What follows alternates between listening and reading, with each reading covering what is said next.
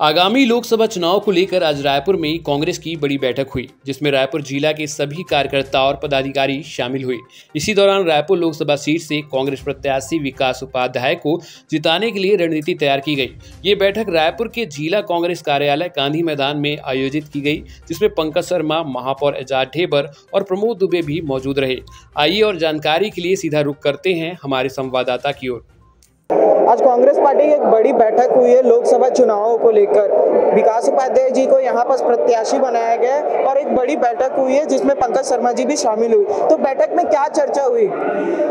देखिए, अब चुनावी बिगुल फूट चुका है। दोनों दलों ने अपने प्रत्याशी घोषित कर दिए हैं। भाई विकास उपाध्याय जी को कांग्रेस पार्टी ने टिकट दी है। हम सब रायपुर शहर में पैदा हुए, रायपुर शहर में बड़े हुए। विकास उपाध्याय जी भी रायपुर में रहे, युवक कांग्रेस के अध्यक्ष रहे, एनएसयूआई में उन्होंने काम किया और जिला अध्यक्ष के रूप में भी उन्होंने काम किया है। तो रायपुर से उनका एक अलग रिश्ता है और मुझको जो लगता है कि पश्चिम क्षेत्र के विधायक के रूप में जो उन्होंने न्याय किया है, तो निश्चित रूप से इस चुनाव में एक अलग पहचान उनकी बनी है और उसका फायदा हमारी पार्टी को मिलेगा।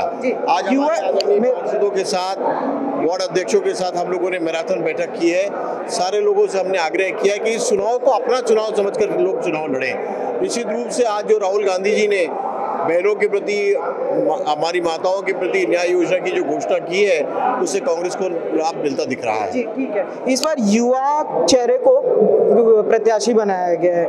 क्यों? पिछली बार भी युवा कैंडिडेट था हमारा प्रमोद दुबे जी के रूप में, बहुत अच्छा उन्होंने चुनाव लड़ा। इस बार भी युवा प्रत्याशी के रूप में आए। कार्यकर्ता जैसे सत्यनारायण शर्मा जी, उनको टिकट मिलनी चाहिए, तो इस पर कभी सोचे नहीं? मतलब पुराने चेहरों को दरकिनार करके इस युवा चेहरा दिया। हम सारे लोगों ने मिलकर के ही विकास उपाध्याय जी के नाम पर मोहर लगाई है और उन्हीं को कांग्रेस पार्टी ने टिकट दी है। कांग्रेस पार्टी का आदेश हम सब के लिए सर्वोपरि होता है और हम सब मिलकर उनको जिताने का काम करेंगे। ठीक है, मेरा आपसे आखिरी सवाल है। सांसद का चुनाव है, पूरे रायपुर क्षेत्र आता है, इसमें ग्रामीण क्षेत्र भी आता है। ग्रामीण कांग्रेस का गढ़ रहा है, लेकिन इस बार जब चुनाव हुए थे 2023 में, तो ग्रामीण क्षेत्र में कांग्रेस हारी है। तो अभी उसको रिकवर करने के लिए क्या प्लानिंग है और ग्रामीण क्षेत्र में अपना दबदबा बनाने के लिए क्या प्लानिंग है? देखिए, रायपुर ग्रामीण के बारे में आपको बता दूं कि 1985 के बाद केवल 2 बार कांग्रेस विजयी हुई है, वो भी आदरणीय सत्यनारायण शर्मा जी के रूप में।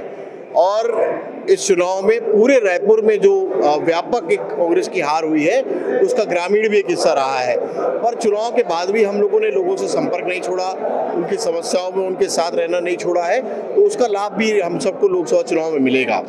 और हमारा सबका प्रयास है कि हम सब मिलकर चुनाव लड़ेंगे और नतीजे निश्चित रूप से अच्छे आएंगे। बृजमोहन अग्रवाल को प्रत्याशी बनाया गया है इस बार। बृजमोहन अग्रवाल को, इसको कितनी बड़ी चुनौती मान रहे हैं?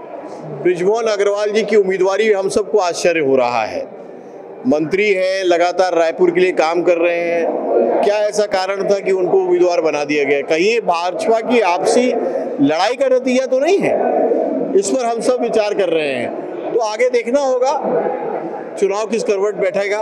हम सबका प्रयास रहेगा कांग्रेस विजय हो। जल्द ही लोकसभा के चुनाव होने वाले हैं, ऐसे में रायपुर से विकास उपाध्याय जी को अपना प्रत्याशी बनाया है कांग्रेस ने। आइए सीधा बात करते हैं उनसे। कौन से मुद्दे को लेकर जा रहे हैं इस बार जनता के बीच? देखिए, कांग्रेस पार्टी ने जनता के दुख दर्द पर काम किया है। एक तरफ भारतीय जनता पार्टी की सरकार केंद्र में है, महंगाई सर चढ़ कर बोल रही है। हर घर में डकैती डालने का काम भारतीय जनता पार्टी की योजनाओं ने किया है। कच्चे तेल का दाम विश्व बाजार में कम है, तो पेट्रोल डीजल का दाम हिंदुस्तान में कम क्यों नहीं? रसोई गैस राजस्थान में 500 रुपया में है, तो छत्तीसगढ़ में क्यों नहीं? बेरोजगारी, महंगाई चरम सीमा पर है। हर घर में डाका डालने का काम भारतीय जनता पार्टी की सरकार कर रही है। हम मूलभूत सुविधा, मूलभूत समस्या को लेकर जनता के बीच में जाएंगे, जो जनता के दुख और दर्द हैं। भारतीय जनता पार्टी कभी इस पर बात नहीं करती। महंगाई पर बात करोगे तो उनके नेता भग जाते हैं, बेरोजगारी पर बात करोगे तो उनके नेता भग जाते हैं। हम न्याय की बात करते हैं, हम मोहब्बत और प्यार की बात करते हैं, भाईचारे की बात करते हैं, सभी धर्म, सभी समाज के लोगों को एक साथ चलने की बात करते हैं, और वो लोग तोड़ने की बात करते हैं। कांग्रेस पार्टी की विचारधारा में लोगों को मदद करना, उनको जोड़ना, उनको साथ में रखना, प्रेम करना है। और भारतीय जनता पार्टी की विचारधारा लोगों के घर में लड़ाई कराना, जाति से जाति को लड़ाना, धर्म से धर्म को लड़ाना, इस भारत देश को बांटने का काम वो लोग करना चाहते हैं। हम जोड़ने का काम करना। लेकिन भाजपा तो आपके ऊपर तुष्टीकरण के आरोप लगाती है, मुस्लिम तुष्टीकरण के आरोप लगाती है। देखिए, मैंने आपको क्या कहा, ये भारत देश है।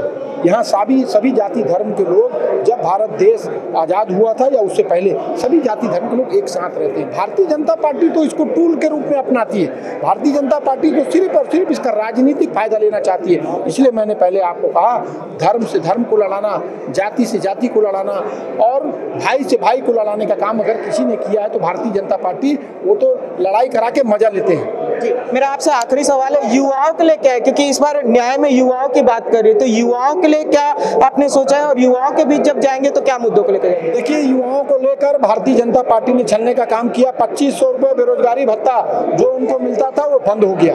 भारतीय जनता पार्टी ने पीएससी के एग्जाम पर भी बड़ी बड़ी बातें की थी, लेकिन वो सब फेल है। भारतीय जनता पार्टी ने 2 करोड़ रोजगार देने की बात की थी केंद्र में, कितने लोगों को रोजगार लगा, और जो रोजगार था जिनके पास, उनका रोजगार भी छिना गया। तो भाजपा के बारे में बता रहे, आप क्या करेंगे युवाओं के लिए? देखिए, कांग्रेस पार्टी ने युवाओं को लेकर गारंटी के रूप में काम की बात कही, और गारंटी हम ऐसी देते हैं जैसे राशन कार्ड की गारंटी।